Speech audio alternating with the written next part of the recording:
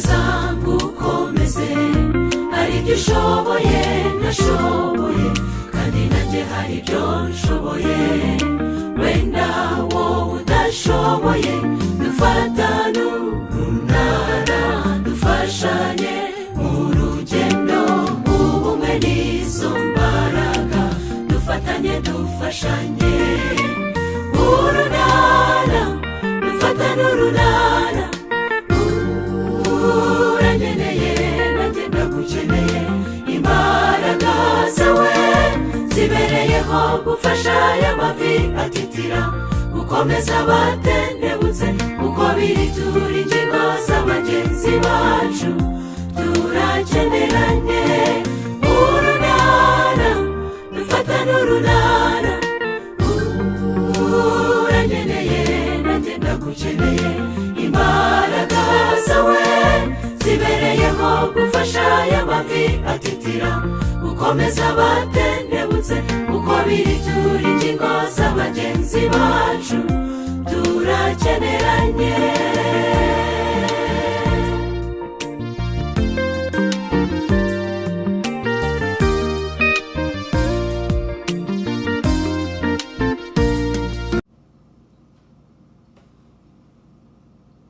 Bavandimwe banyarwanda, banyarwandakazi, aho muri hose, ndabashuhuje kandi ndabakiriye.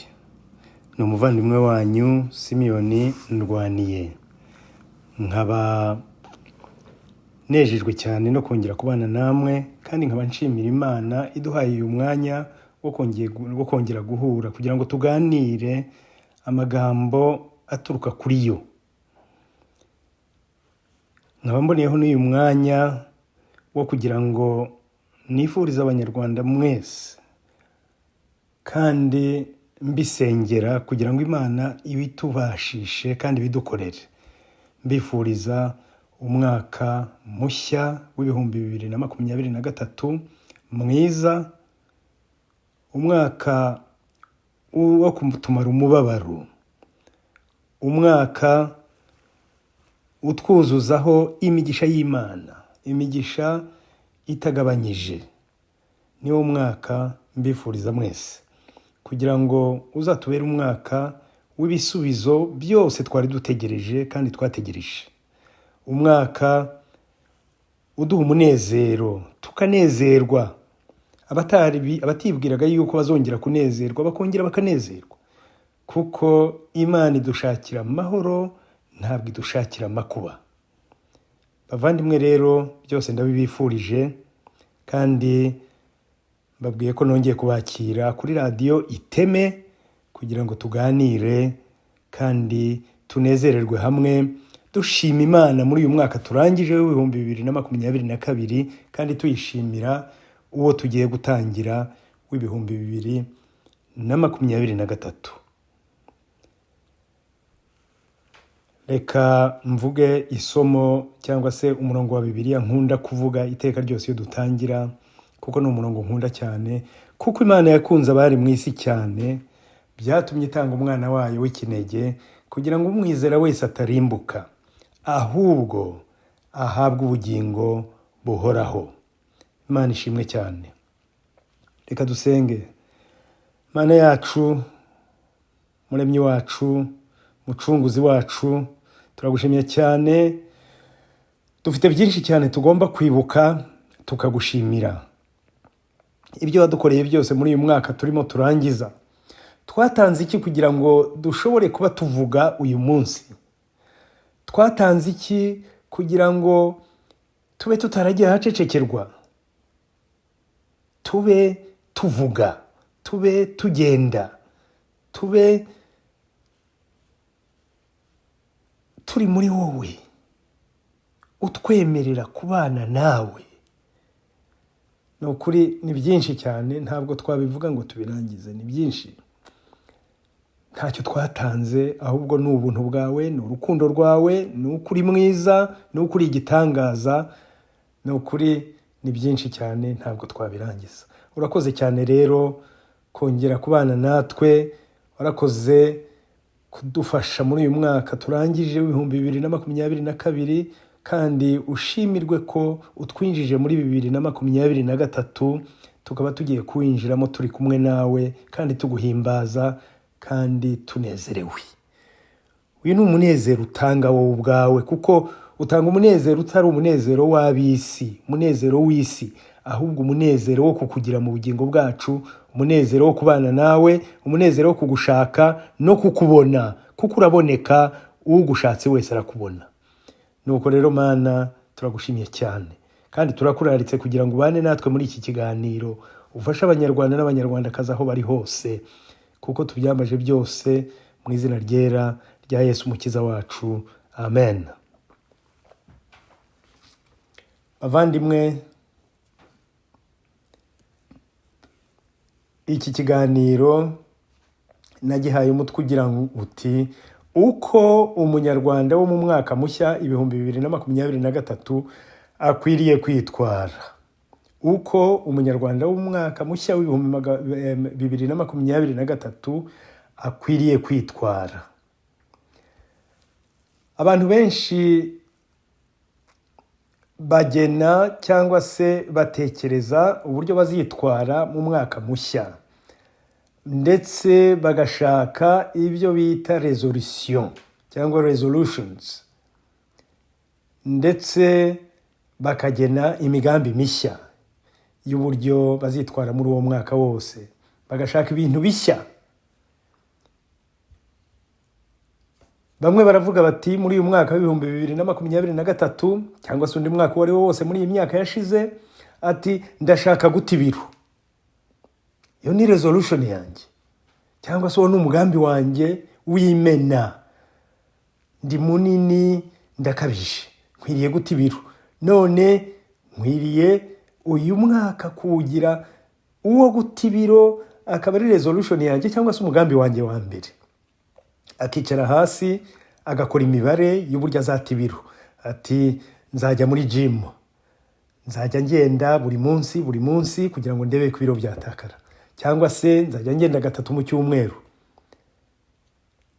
Akabipanga, akabishyiraho. Igihe kikagera, umwaka ugatangira, akajya muri gym, akabikora. Niba yaragennye kujya ajyayo 6 mu cyumweru cyangwa se 7, hashira ukwezi agatangira kujyayo 3 mu cyumweru, hashira ukundi kwezi agatangira kujyayo 2, 1, noneho byageraho nta bakinajyayo. Ibyo jewe byagiye bimbaho, nkajyayo na umwaka waba utaragira hugera, bikaba byarangiye nkaba nabitaye. Nuko undi muntu ashobora kuvuga ati umugambi wanjye wa mbere cyangwa se resolution yanjye ya mbere ni ukwishyura umwenda mfite nkawurangiza. Umwenda wa banki. Ati mfite umwenda munini, ushobora kuba umwenda wa hypothèque cyangwa se wa mortgage. Ati umwenda uracyari munini, none nkwiriye gushaka uburyo mwishyura kugira ngo ndebe ko nawurangiza. Kicara hasi agakora imibare. Najyaga nishyura amafaranga ya naya mu kwezi, none nkwiriye kuyongera, nkajya nishyura ya naya. Akabikora, hakabubwa bishobora, ubundi bikamunanira. Undi ati umugambi wanjye wa mbere uruta iyindi ni ugusoma Bibiliya, umwaka wose ugashira Bibiliya nyirangije. Akabikora, agasoma Bibiliya, ahari yenda akayirangiza cyangwa bikamunanira. Iyi yose ni imigambi myiza. Ari uguta ibiro ni umugambi mwiza, ari ukwishyura umwenda ni umugambi mwiza, ari ugusoma Bibiliya ni umugambi mwiza. Iyo niyo ntoranyije mvuze, ariko hari n'indi myinshi cyane. Ariko ntarakomeza, ndagira ngo mbabwire bavandimwe, umugambi uruta iyindi yose, iyo mvuze n'indi ndetse ntavuze, ni imigambi myiza rwose, ariko hari umugambi uruta iyindi. Ni umugambi ngira ngo mvuge, kandi turaza kujya tuwugarukaho, mbabwire n'impamvu ari mwiza kuruta iyindi. Umugambi mwiza uruta iyindi, umugambi mwiza nyambere mu bugingo bwacu, bavandimwe, ni ukugira Yesu Kristo nyambere mu bugingo bwawe. niwo mugambi wa mbere. Njya nkunda kubivuga kenshi, ariko hari abantu babifata ibintu bya rutine, imvugo ihoraho mu babwiriza benshi cyane, nabo ubwabo batabikora, bikorerera amafaranga, bari muri ibi n'ibi, byabaye ibintu bidafashe, ibintu banali. Ariko ndagira ngo nongere mbisubiremo babwire ngo ni ukuri nta mugambi muzima mwiza, nta resolution nziza nko kugira Yesu Kristo nyambere mu bugingo bwawe. Nta nimwe. Turabigarukaho muri iki kiganiro kigufi kugira ngo turebe impamvu. Kugira ngo tubigereho, dushobore kugira Yesu Kristo nyambere mu bugingo bwacu, kuko iki ni ikintu gikomeye cyane bavandimwe. Muri uyu mwaka wa 2023 abantu turicara kenshi cyane tukimana, Mana nagusabye ibi nibi ntabwo wabikoze, nakoze ibi nibi, naringinze ntabwo washubije, ntabwo washubije abanyarwanda, ntabwo wakoze ibi nibi. Bakibagirwa umugambi wabo wa mbere, uwo wari ukwiriye kuba wo. Bakibagirwa ko umugambi nyambere iteka mu bugingo bwacu ari ukugira Yesu Kristo nyambere, ibindi byose bikaza bikurikira. Ariko habanje icyo, kandi wamaze kugira Yesu Kristo nyambere ntashobora kumuhana, ntibishoboka. Kugira ngo tubigereho rero, hari ikintu gikomeye cyane tugomba kubanza kugira. Ikintu cya mbere nshaka ko ubanza kugira ngo ushobore kugera kuri iki, ni ukwibuka. Ibuka, zirikana, subiza amaso inyuma, wibuke ahashize. Ibuka, zirikana ibyo Imana yagukoreye. Iki kintu tujya tukunda kukirengagiza, tugapfukama, tugasaba, tugasenga, icyacu kikaba gusaba gusa, ariko tukibagirwa kuzirikana no kwibuka ibyo Imana yadukoreye mu bihe byashize. Ushobora kuvuga uti nta kimana yankoreye. Ese wowe Imana igihe nahungaga nkaba ndi mu kindi gihugu, Imana yari hehe? Ko kitampagaritse ngo ne guhunga? Muvandimwe, mbere yo kuvuga ikintu nk'icyo, jya ubanza utekereza uti ese hari abashatse guhunga bikabananira? None se ko bitakunaniye ukabishobora ugahunga, ukaba ufite ubuzima, uryama ugasinzira, rwose icyo wavuga kirenze icyo ngicyo ni iki? Watanze iki se kugira ngo ushobore guhunga ugere aho uri ukize ubugingo bwawe? Ni hari abo byananiye se ubugingo bwabo bukahasigara, ubuzima bwabo bukahasigara, bukagenda, bakaba batakiriho.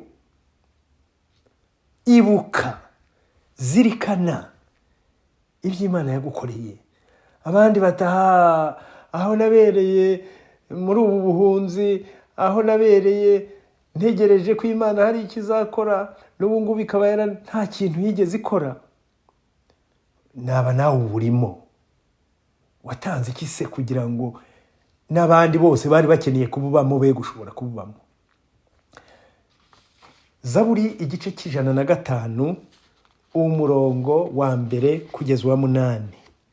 Zaburi igice c'105 umurongo wa mbere kugeza wa 8. Dawidi ni umuntu wazirikanaga cyane cyane, ndetse arabidutongerera ati nyamuneka nimwibuke.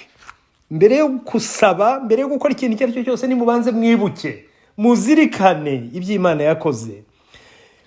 Gice c'105 umurongo wa mbere kugeza wa 8 ngo nimushime Uwiteka, mwambaze izina rye, mwamamaze imirimo yakoze mu mahanga, mumuririmbire ishimwe, muvuge imirimo itangaza yakoze yose. Iki ni ikintu gikomeye cyane dukwiriye kuvuga, dukwiriye kuzirikana. Mwirate izina rye ryera, imitima y'abashaka Uwiteka yishime. Mushake Uwiteka n'imbaraga ze, mushake mu maso he iteka ryose, mwibuke imirimo itangaza yakoze. Iki ni ikintu gikomeye bavandimwe, ntitukibagirwe na gato. mwibuke imirimo itangaza yakoze, ibitangaza bye n'amateka yo mu kanwa ke, mwa rubyaro rwa Aburahamu umugaragu we mwe, mwabana ba Yakobo mwe, abo yatoranije. Uwiteka niwe Mana yacu, amateka ye ari mu isi yose, mu isi yose. Yibuka isezerano rye iminsi yose. Nta na rimwe Imana yibuka isezerano ryayo iminsi yose. Ijambo yategetse iryibuka ibihe ibihumbi. Ni igitangaza. Abavandimwe, ibuka, zirikana. Njya nibuka ibintu Imana yankoreye, ni byinshi cyane sinshobora kubivuga ngo mbirangize. Iteka ryose iyo mfukamye ngasenga ndabyibuka. Akenshi ahari yenda nari nkabije mvuga ngo iteka ryose, ariko kenshi nkunda kubanza ngasubira mu by'Imana yankoreye, kuko simbyibagirwa, ni byinshi. Kandi si ukuvuga ngo ni ibyejeje bundi, ahubwo ni bya kera, mu myaka 60 ishize inarenga. Nkabyibuka nkiri umwana muto cyane. Nibuka mu mwaka wa 1960 badutwikira inzu. Inzu barayitwika, bari baje kwica data, baramubura, inzu barayitwika, bategereza ko duhiramo. Inzira nshya igihe irimo ikongoka, ishigaje kutugwaho gusa, nibwo mama yabimenye, aratubyutsa, tuvamo twese nta ugize icyaba. Byari byarangiye, wari umunsi wo kurimbuka kwacu, famiye ikarangira. Ibyo ndabyibuka, ntabwo njya mbyibagirwa. Ibuka, zirikana. Nkongera nkibuka mu mwaka wa 1973, mpunga, ndara mu bihuru iminsi, igihe kikagera nkabona ndambutse, ndahunze. Ahangaha hari igihe bamwe bavuga ngo ariko se kuki Imana yemeye ko mpunga? Mbishimira Imana ko nashoboye guhunga ngakiza ubugingo bwanjye. None se nta bahasize ubuzima batagira ingano?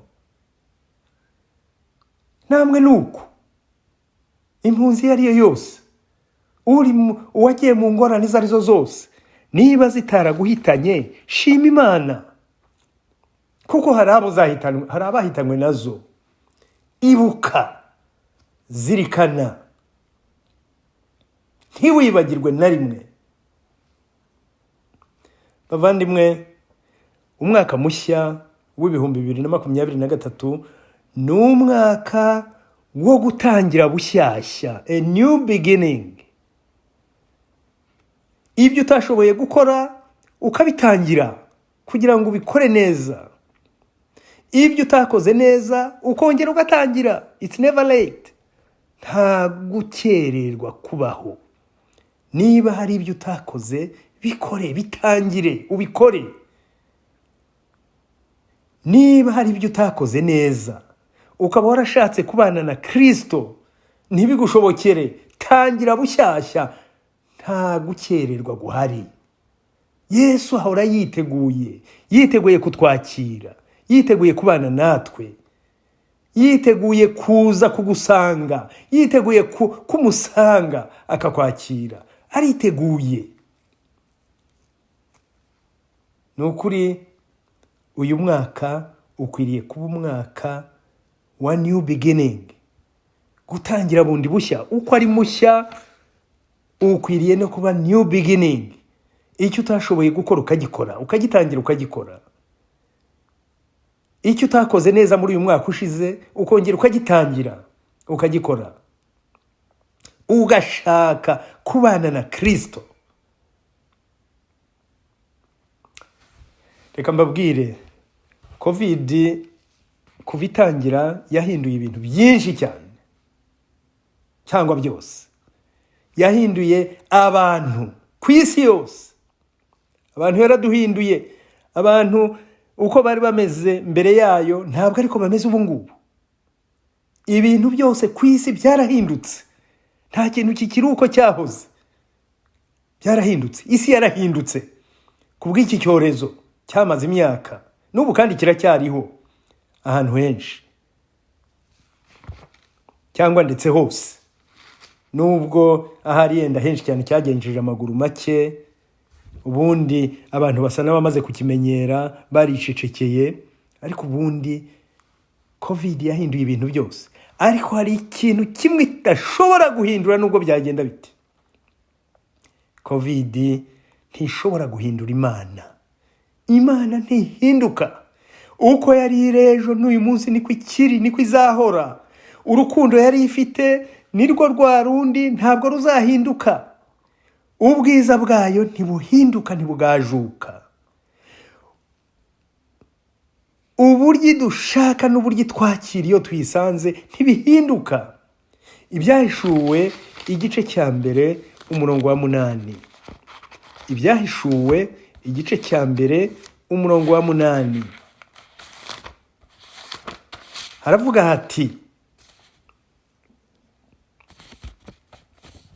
Ibyahishuwe igice cya mbere umurongo wa 8 hati, ndi Arufa na Omega, itangiriro n'iherezo, niko Umwami Imana avuga, iriho kandi yahozeho kandi izahoraho, niyishobora byose.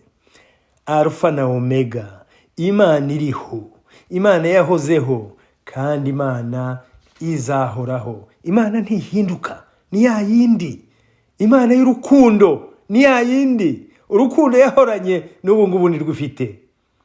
Imigambi yahoranye myiza yo kutugirira neza n'uyu munsi niko imeze, niko iri kandi niko izahora. Yeremiya igice cya 29 umurongo wa 11 n'uwa 13. Yeremiya igice cya 29 umurongo wa 11 kugeza 13. Ngo erega nzibyo nibwira nzabagirira.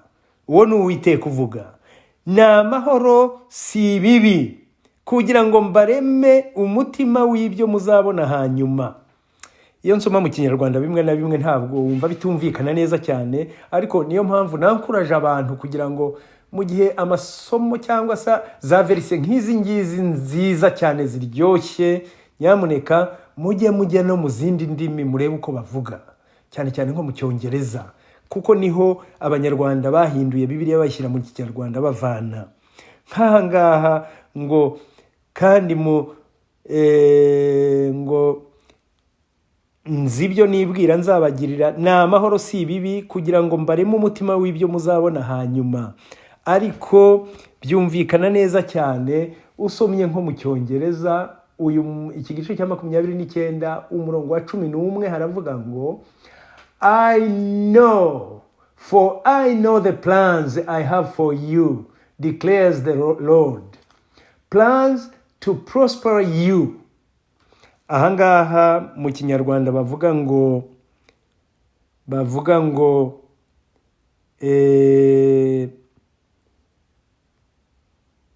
na mahoro si bibi. Ntabwo bitandukanye cyane. Hano haravuga ngo plans to prosper you, ni ukuvuga gutuma mutera imbere, mwunguka. To prosper you and not to harm you. Ngo si bibi, ntabwo ari ukubagirira nabi, ahubwo no kubagirira neza, gutuma mwunguka, gutuma mutera imbere. Hano mu Kinyarwanda havuga ngo, hatumvikana neza, havuga ngo umutima w'ibyo, ngo mbareme mu mutima w'ibyo ngo mbareme umutima w'ibyo muzabona hanyuma. Mu Cyongereza ngo plans to give you hope and a future. Urumva ko biratandukanye. Hano birumvikana neza cyane. Izi ni plans Uwiteka kuduha hope for the future, hope and a future. Ibyiringiro by'ahazaza, ibyiringiro byo mu bihe biri imbere, ibyiringiro by'uyu mwaka mushya w'2023. Ni umugambi w'Imana kuduha ibyiringiro byiza, ibyiringiro bishyitse, ibyiringiro bizima, ibyiringiro byiza by'uyu mwaka tugiye gutangira. nubwo mu kinyarwanda bitumvikana neza cyane, ariko mu cyongereza ngo hope and future. Nizo plans z'Uwiteka, ni ukuduha hope, ibyiringiro, ni ukuduha future, ni ukuduha umwaka wa 2023 mwiza. Iyo niyo Mana yahozeho, niyo Mana iriho, niyo Mana izahoraho, idahinduka kuri twebwe. Icyo ishaka nuko tuyisanga, nuko tugira Yesu Kristo mu mibereho yacu, tukamugira nyambere, akaba ariyo resolution yacu ya mbere muri uyu mwaka. Ukwiriye kwicara hasi muvandimwe, ugatekereza uti icyo nasiga inyuma niki, ukabitondekanya ibyo ugomba gusiga inyuma, kandi icyo na moving na forward, cyangwa se icyo na jyana imbere, icyo na kwimukana nkakijyana muri uyu mwaka w'ibihumbi 2023 niki. Ukicara hasi nabyo ukabyandika, ukabikorera plan. Uwiteka ati nanjye ubwanjye nzi imigambi yanjye. Imigambi yanjye ni ukuguha future, ni ukuguha hope, nkaguha future, nkaguha umwaka w'ibihumbi 2023 mwiza unejeje. Kandi yarakomeje ku murongo wa 12 ngo kandi muzanyambaza, muzagenda munsenga, nanjye nzabumvira, muzanshaka mumbone, nimunshakana umutima wanyu wose. Ayo ni amasezerano. Iyo ni ya Mana yacu itagihinduka, Imana ihoraho itagihinduka. Imigambi yacu kuri twe ntabwo igihinduka na rimwe. Ni igitangaza. Imana ishimwe. Bavandimwe, umwaka mushya w'ibihumbi 2023 ni igihe cyo kuba nka Zakayo. Zakayo ni umuntu tuzi cyane muri Bibiliya. Igitekerezo cye kiboneka muri Luka igice cya 19. Luka igice cya 19. Zakayo yiyemeje gutunga Kristo, yemera gutanga no guhara ibye kugira ngo ashobore gutunga Kristo. Uyu mwaka wa 2023, umwaka mushya, ni igihe rero cyo kuba nk'uyu mugabo Bibiliya ivuga wari mugufi cyane, ndetse ahari wari igikuri, maze agashaka, yari yarumvise ahari ibya Yesu. Ndibwira ko no muri icyo gihe hari nk'ibinyamakuru, nubwo bitakwizaga amakuru nk'uko iby'ubu biyakwiza kubera tekinoloji, ariko byari bihari. Abantu barandikaga, bari bazi kwandika, amakuru yaragendaga, bakamenya ibyo Yesu akora. Ariko uretse n'ayo makuru, Israeli ni igihugu gitoya, abantu babaga babihagazeho, baragendaga bakabijyana hirya no hino bakabikwiza, abantu bose bakabimenya, bakamenya ibya Yesu, bakamenya ibyo Yesu akora. Byari ibintu biremereye cyane. Uyu mwaka mushya rero ni igihe cyo kuba nka Zakayo. Zakayo rero nawe yumvise ibya Yesu, arabyumva, arabyitegereza, arabishyira mu bwonko bwe, arabizerereza, aravuga ati nkwiriye kuba nka Yesu, nkwiriye gushaka Yesu, nkwiriye kumushakashaka, nkwiriye kumugira mu bugingo bwanjye. Zakayo arahambira, aragenda ajya aho Yesu ari, aramushakashaka. Bibiliya ntabwo itanga detaye nyinshi cyane, ariko Zakayo yagize igihe cyo gushaka Yesu, aramushakashaka kugeza ubwo yamubonye. Ntabwo yamushatse gutyo gusa, ahubwo yuriye igiti, kuko ntiyashoboraga kumubona aho yari ari. Yurira igiti, yari yabigambiriye. Aragenda, aramubona. Amaze kumubona, Yesu aba igikomeye cyane mu bugingo bwa Zakayo. Kugeza ubwo Zakayo yabwiye Yesu, turabizi, ati ibyo ntunze byose ngiye kugabanya, noneho umugabane wabyo wa kabiri nkuha abakene. Wow! Ati ikindi cya kabiri, ibyo nagiye nambura byose, abo nagiriye nabi bose, kuko yakoraga mu bintu by'imisoro. Abantu bakora mu misoro ni abantu bajya bakunda kugira ibyoshya byinshi cyane, ibiboshya byinshi cyane, kubera amafaranga, kubera indamu, noneho bigatuma bagira nabi, bakambura abantu. Zakayo ati ibyo nagiye nambura abantu nzabibasubiza kandi nzabikuba inshuro enye. Kubona Yesu no gutunga Yesu kwa Zakayo byabaye igihe cyo guhindura ubugingo bwe, cyo guhindura ubuzima bwe burundu. Igihe cya reformation, bavandimwe, uyu mwaka ni igihe cyo kuba nka Zakayo, igihe cyo gutunga Yesu. Zakayo yemeye gutanga igice cy'ibintu yari atunze byose. Zakayo yemeye gusubiza ibyo yari yaranyaze byose, ndetse abisubiza akubye inshuro, kuko yari yemeye gutunga Yesu. Wowe se, kugira ngo utunge Yesu, wiyemeje kuzatanga ibingana iki? Kandi Imana ntabwo idusaba byinshi, isaba ubuzima bwawe bwose kuri we kugira ngo ubumwegurire. Igusaba kujyana bwa bushwambagara bwawe buvugwa muri Yesaya igice cya 66, bwa bushwambagara bwawe ukagenda ukabumutura, kuko nibwo ufite bwonyine, ukabumutura maze akaguha ubuzima bwe buzira umuze, ubuzima bwiza, ubuzima buri muri we, ubuzima bumufite mu bugingo bwawe. Niba wariyemeje gutunga Kristo muri uyu mwaka wa 2023, emera reformation nk'iyo Zakayo yemeye.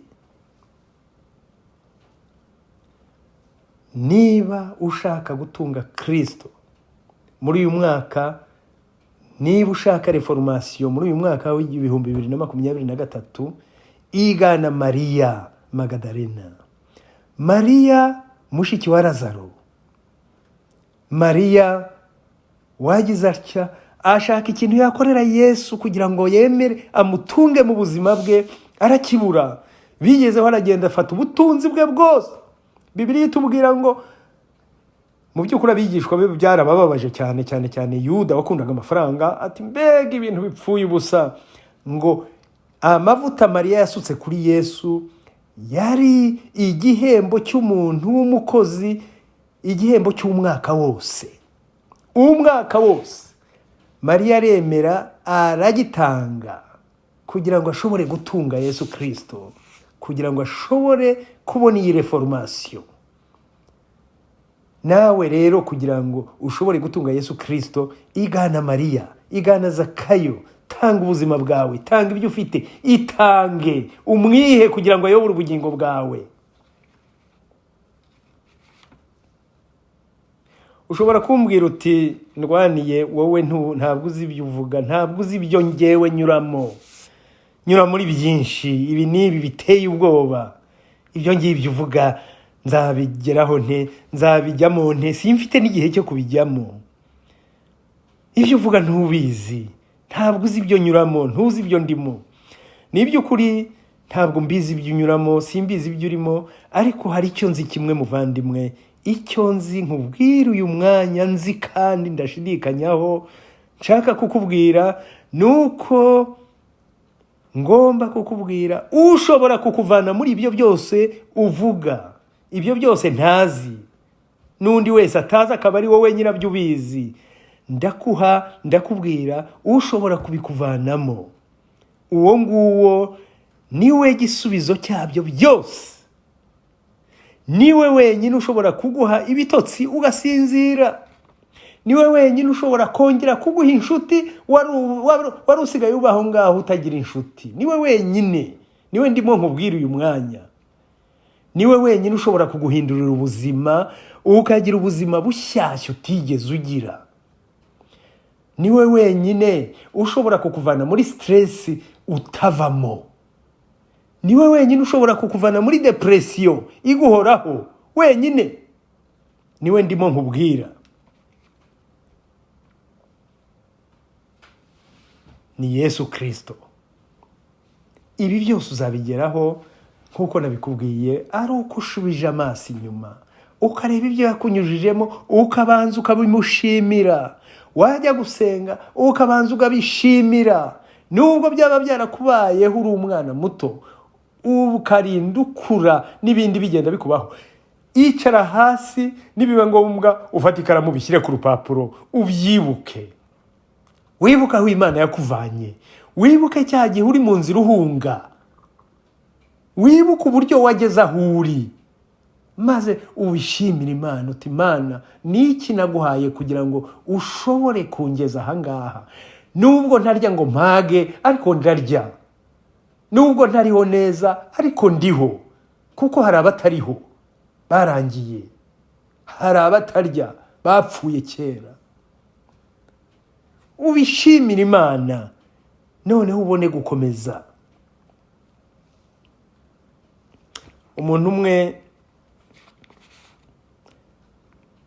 yahaye umwana we kado, ariko ntarakomeza iki gitekerezo, ndagira ngo nkurarikire muvandimwe munyarwanda muri uyu mwaka w'ibihumbi 2023 kugira ngo ube umuntu ubana n'Imana, uyihererana n'Imana, uvugana n'Imana, ubishyire kuri porogaramu, bibe nyambere, kuko nibwo buryo bwonyine uzashobora gutunga Kristo mu bugingo bwawe, kugira Kristo nyambere mu bugingo bwawe, aricyo twatangiriyeho. Shaka igihe ujye uvugana nawe. Ntabwo bishoboka ko wagira inshuti ngo we kuvugana nawe umwaka urangire, imyaka 2 irangire, ntabwo yaba ari inshuti. Ntibishoboka. Nubwo cyaba icyumweru kimwe, mu gihe mutavugana ntabwo ari inshuti. N'Imana niko bimeze. Igihe tutapfukama ngo tugire igihe twayigeneye buri munsi tuyisange tuganire nayo, nta bucuti dufitanye nayo. Umuntu umwe yahaye umwana we kado, ndibwira ko cyari igihe cya birthday ye cyangwa se igihe cy'ivuka rye, ati mwana wanjye ndagira ngo nguhe kado y'ivuka ryawe. Umwana ati papa, ati nibyo ndayitegereje.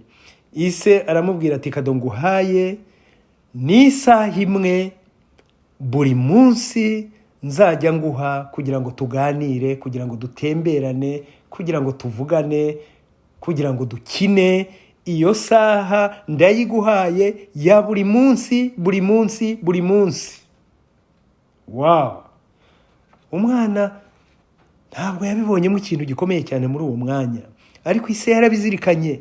Buri munsi akabonana n'umwana we, buri munsi akamuha isaha yose, bakaganira, bagatemberana, bagakina, bakaryoherwa. Buri munsi umwaka urarangira. Umwaka urangiye arongera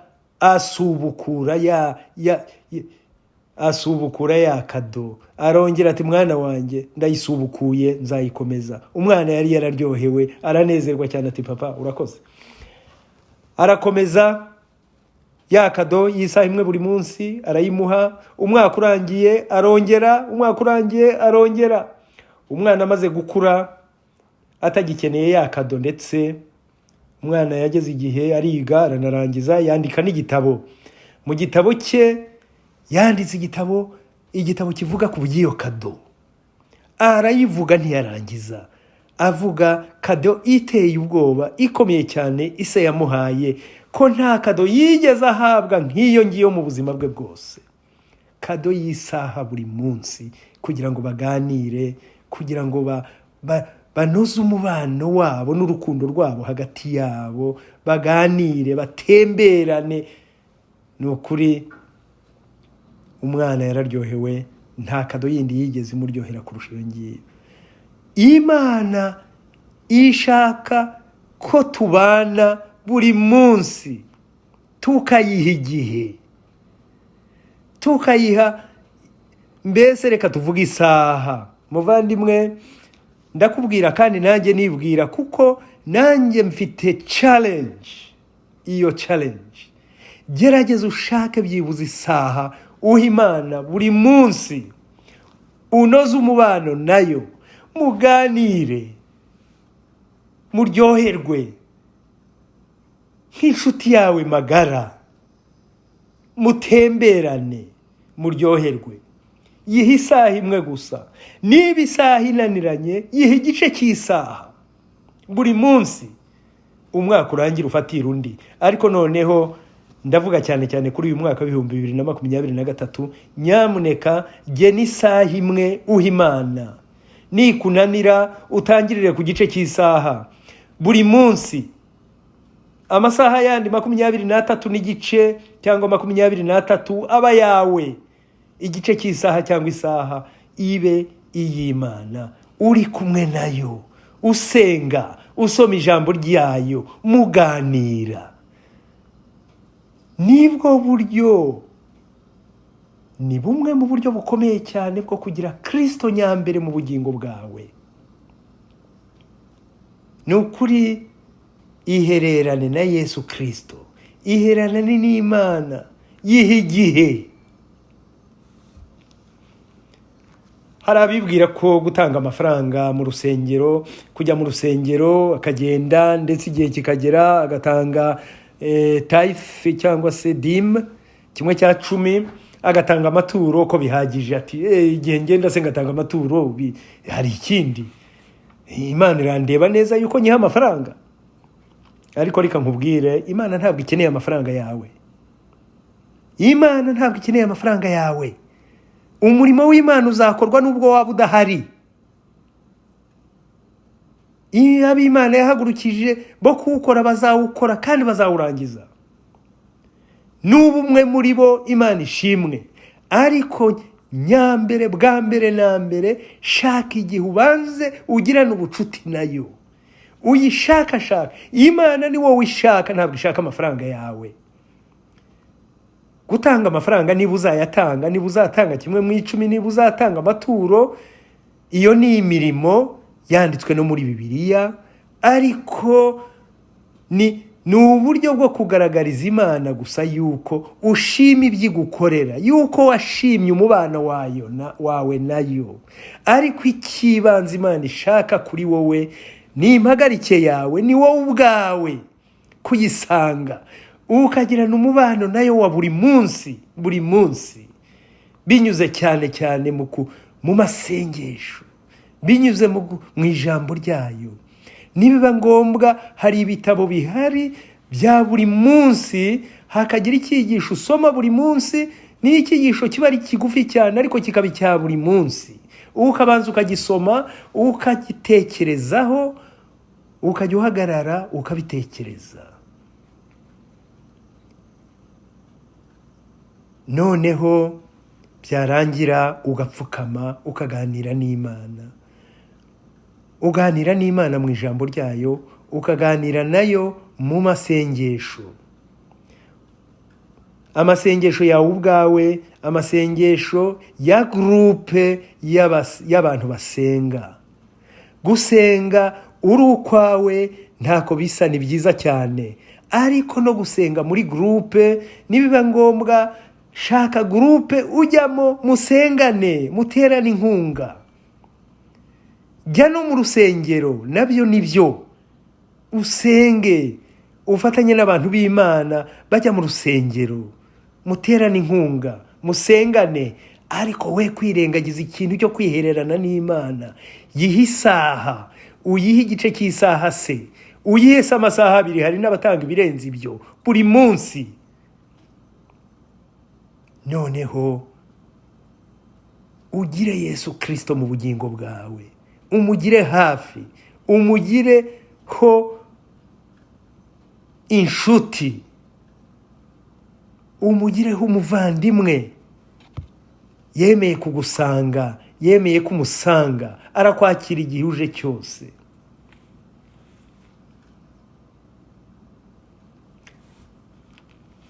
Bavandimwe, gutanga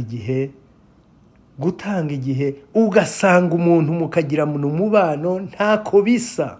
Hari umugabo muri Tanzania, igihe cyaragiraga abantu bagahuruza, bapfushije, bamerewe nabi, bagize amakwe. We icyo yakoraga, yari umugabo ufite amafaranga menshi cyane. Icyo yakoraga, yabohererezaga amafaranga. Umuntu akaba yapfushije, mu kimbo cyo kumugeraho akamwoherereza amafaranga. Byari bifite akamaro.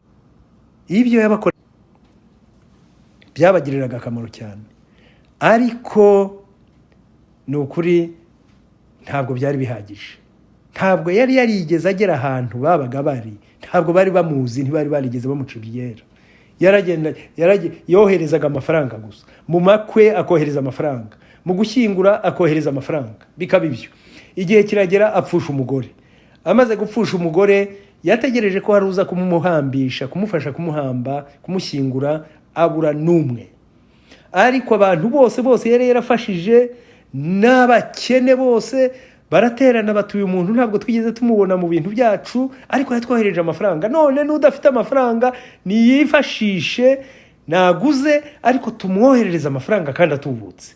Barabikoze, bamwoherereza amafaranga, ariko siyo yari akeneye, kuko amafaranga yari ayifitiye. Ahubwo yari yarananiwe gutanga ikintu kizima, impagarike ye yari yarananiwe kwitanga ngo agende ubwe. Yesu Kristo aragushaka, ntabwo ashaka ibyawe, ntashaka amafaranga yawe. Nuyatanga ni byiza, ariko uyatanga wabanje kwitanga, yabanje kukubona, yabanje kukugira, wabanje kumugira mu bitekerezo byawe n'impagarike yawe. Reka ntararangiza, ntarasoma, ntaravuga amagambo aheruka, nsome amagambo ahari adahuye n'ayanga n'ibyo twari turimo tuvuga cyane, ariko ni amagambo nayo nkunda cyane, ndagira ngo ndangize ariko maze kuyasoma. Ayo ni amagambo ari muri Yakobo igice cya 4 umurongo wa 13 kugeza 17. Yakobo igice cya 4 umurongo wa 13 kugeza 17. Nimwumve yemwe abavuga muti uyu munsi cyangwa ejo tuzajya mu mudugudu w'ibunaka, tumare y'umwaka, dutunde cyangwa ducuruze, tubone indamu cyangwa se tubone inyungu, nyamara mutazi bizabejo. Mbese ubugingo bwanyu ni iki? Muri igihe kibone ku mwanya muto, kigahera ko kigatamuruka. Ahubwo ibyo mwari mukwiriye kuvuga nibi ngo umwami Imana nabishaka tuzarama kandi tuzakora ibi nibi, tuzakora dutya na dutya. Nibyo mukwiriye kuvuga. Ariko dore mwiratane ibyo mudashobora kwigezaho, bene iyo myirato yose ni mibi. Nuko rero uzi gukora neza ntabikore, bimubera icyaha. Bavandimwe, ndagira ngo turangize nongera kuvuga iyi migambi ibiri cyangwa se izi resolution ebyiri nk'uko tumaze kuziganira, kugira ngo muzitahane muri uyu mwaka wa 2023, zibe resolution mutahanye kandi muzakurikiza kandi muzakora. Zibe resolution umunyarwanda w'umwaka mushya w'2023 akwiriye gutwara cyangwa se akwiriye gukora, uburyo akwiriye kwitwara. Resolution ya mbere, senga kandi senga ubudasiba. Urwambere rw'Abatesalonike, urwandiko rwa mbere Pawulo yandikiye Abatesalonike igice cya 5 umurongo wa 17 ngo musenga ubudasiba. Uku niko kurema umubano na Kristo, kumuha ya saha cyangwa igice cy'isaha buri munsi, ugasenga ubudasiba. Senga ubudasiba. Iyo ni resolution ya mbere ukwiriye kujyana muri uyu mwaka wa 2023. Resolution ya kabiri, kunda Imana ukunde na mugenzi wawe. Yesu ati Imana uyikundisha umutima wawe wose, n'ubugingo bwawe bwose, n'ubwenge bwawe bwose, n'umutima wawe wose. Kunda Imana. Arongera ati kandi ukunde na mugenzi wawe. Si ugukunda mugenzi wawe gusa, ahubwo umukunde nk'uko wikunda. Abantu benshi baravuga bati birakomeye cyane, wakunda mugenzi wawe nk'uko wikunda ute? Ariko ni Yesu Kristo wabivuze. Mukunde nk'uko icyo wifuza ko cyakubaho ko wagira, ukifurize na mugenzi wawe, kandi nushobora kukimugezaho ukimugezeho. Ndetse Pawulo yarengeje naho ngaho arimo asobanura muri mu Bafilipi igice cya 2 umurongo wa 3, aravuga ati we ntabwo yagarukirije kugukunda gusa, ahubwo yongereyeho no kwicisha bugufi. uretse ko urukundo Yesu yavugaga rwangorobye ibyo byose rufite ibyo byose. Ntabwo wakunda uticisha bugufi, ntibishoboka. Ntabwo wakwicisha bugufi udafite urwo rukundo. Pawulo ati mwicishe bugufi umuntu wese abone ko mugenzi we amuruta. Umuntu wese abone ko mugenzi we amuruta. Wicishe bugufi kugeza ubwo ubona ko mugenzi wawe akuruta. Ukunde mugenzi wawe nk'uko wikunda. Matayo igice cya 22 umurongo wa 37 kugeza 39. Ni amasomo abiri nshaka gusoma kugira ngo ndangize. Matayo igice cya 22 umurongo wa 30. Matayo igice cya 22 umurongo wa 37 kugeza 39. Haravuga hati ukundisha Uwiteka. Uyu ni Yesu uvuga. Ukundisha Uwiteka umutima, ukundisha Uwiteka Imana yawe umutima wawe wose n'ubugingo bwawe bwose n'ubwenge bwawe bwose. Iryo ni ryo tegeko rikomeye ry'imbere, n'irya kabiri rihwanye naryo ngiri: ukunde mugenzi wawe nk'uko wikunda. Muri ayo mategeko yombi, amategeko yose n'ibyahanuwe niyo yuririraho. Bavandimwe, ibi ntabwo ari amasigara byicaro, ntabwo ari ibikino. Yesu Imana niwe wabivuze ati ukunde mugenzi wawe nk'uko wikunda. Niba uri umuhutu, kunda umututsi nk'uko wikunda. Niba uri umututsi, kunda umuhutu nk'uko wikunda. Ibi ni ibintu bikomeye cyane. Mugenzi wawe Imana yavugaga ninde? Mugenzi wawe ni uwo ari we wese muhuye. Uwo ari we wese, yaba uwo muri famiye yawe, yaba ari uwo kure ya famiye, yaba ari uwo musa ku ruhu, yaba ari uwo mudasa, yaba ari uwo muhuje ubwoko, yaba ari uwo mutabuhuje. Ni mugenzi wawe n'uwo ari we wese. Uwo ari we wese, umuntu wese, ikiremwa cy'Imana cyose, umuntu wese waremwe n'Imana. Kunda mugenzi wawe nk'uko wikunda.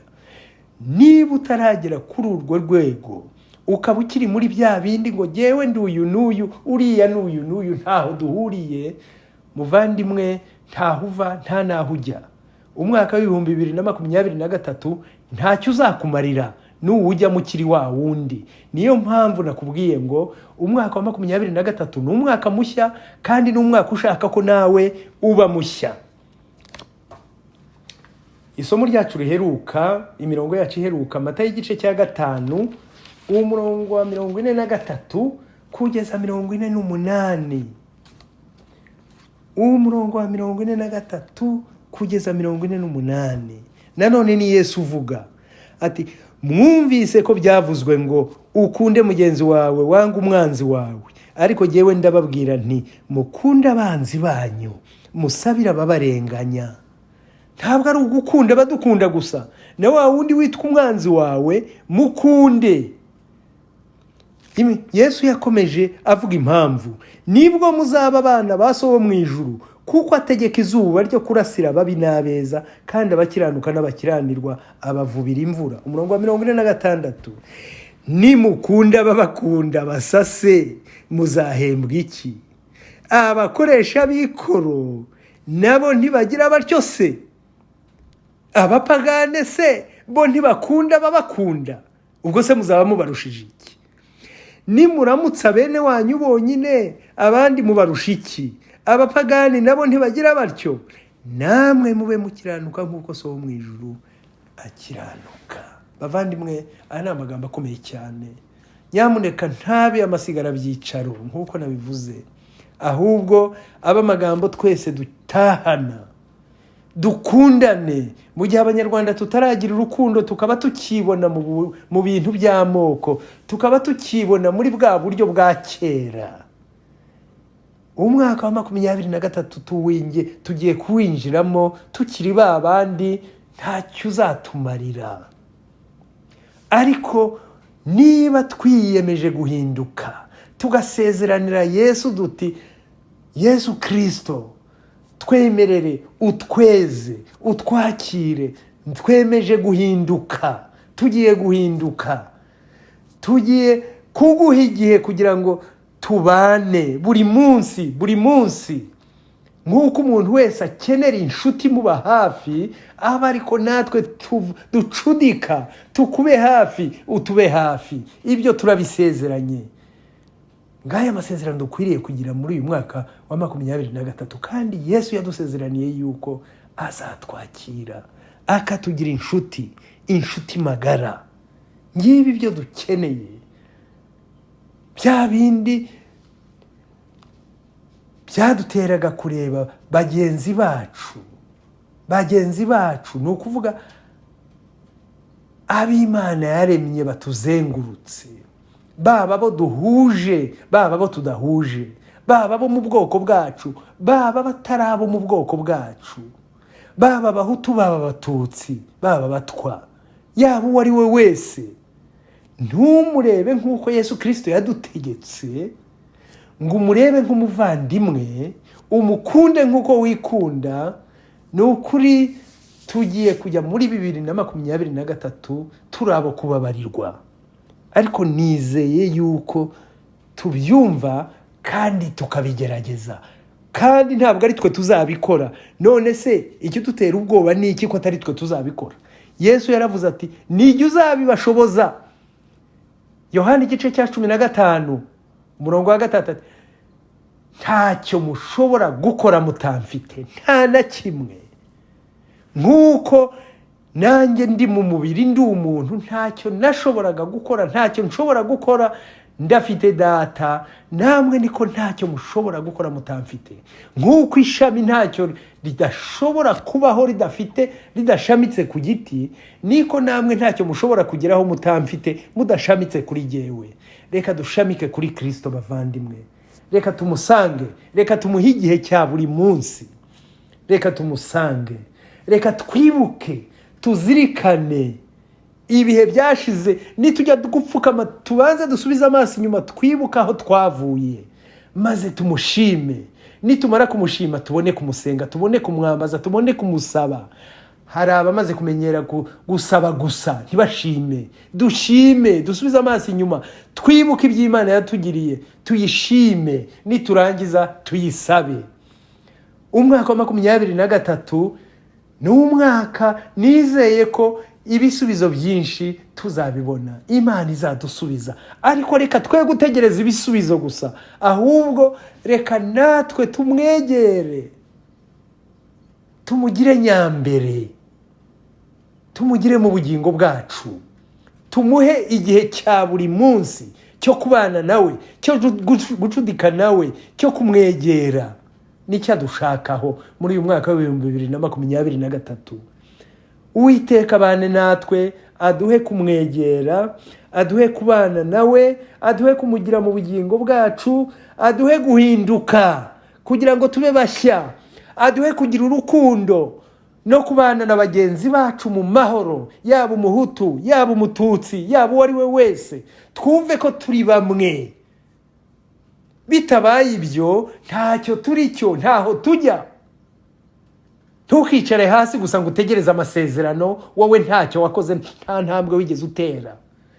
Nkunda kubabwira nti Imana nta mwenda ifitiye umuntu uwo ari we wese, ahubwo nitwe tuyifitiye umwenda, kuko ntabwo twigeze dutera intambwe ngo tuyishakashake, ngo tuyihe igihe cya buri munsi, ahubwo igihe cyacu twagikimariye muri politike, igihe cyacu twakimuriye muri social media.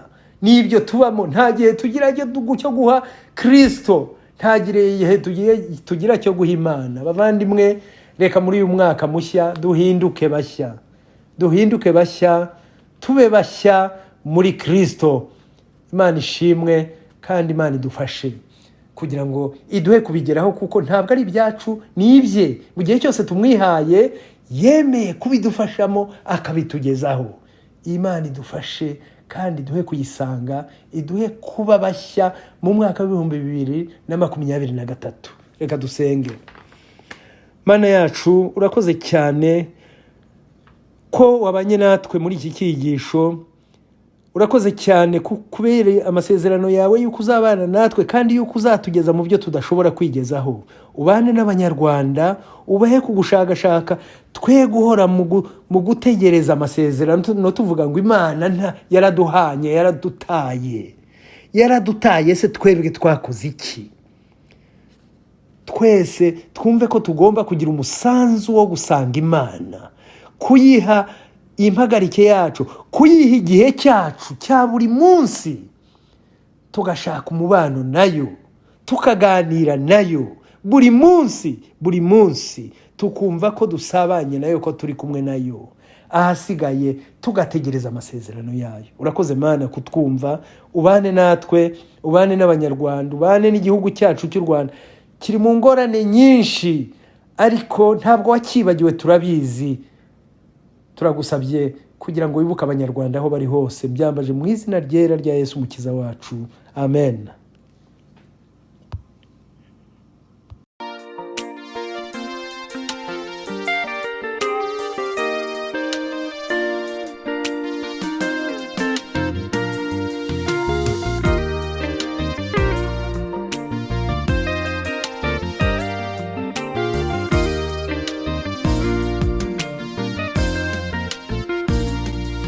Komeza ngukomeze, hari ibyo ushoboye nashoboye, kandi nanjye hari ibyo nshoboye.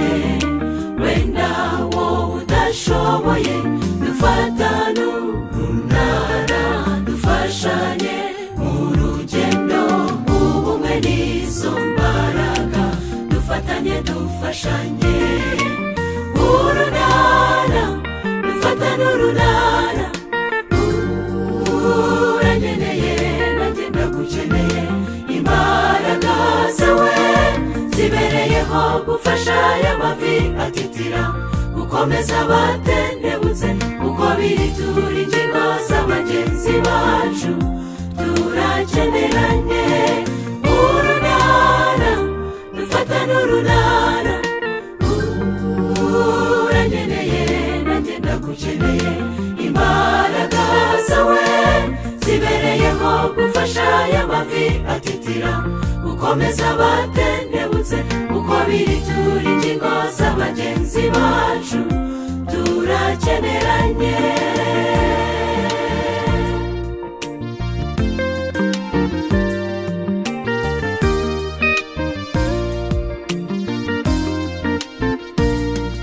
Reba simanuka ikomeye ibasha kubakishwa yonyine, ahubwo ikenera umucanga. Nyamara ngo udakomeye bivuze ko ukomeye ukeneye njyewe woroheje.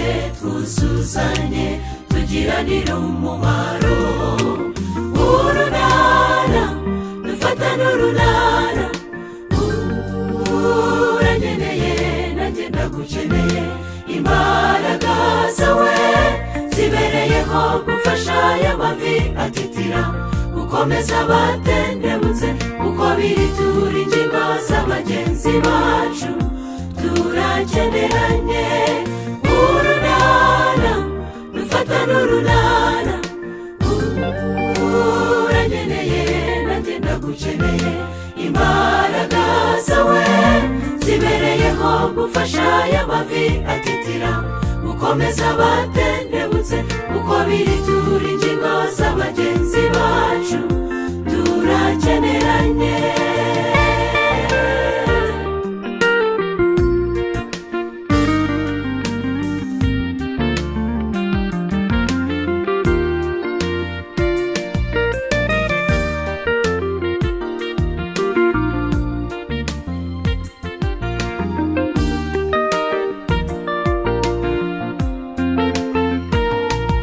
Ubuzima bw'isi bukomeye, hariho ababaye amateme wamuciyeho ariko ntubimenye.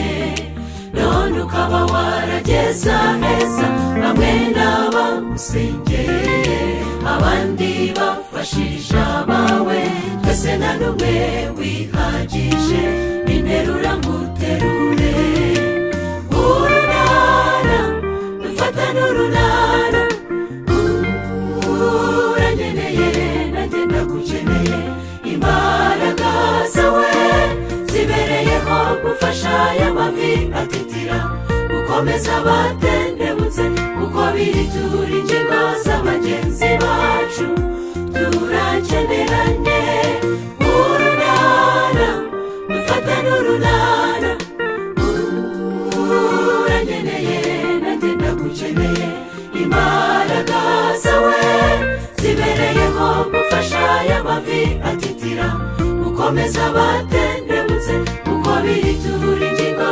z'abagenzi bacu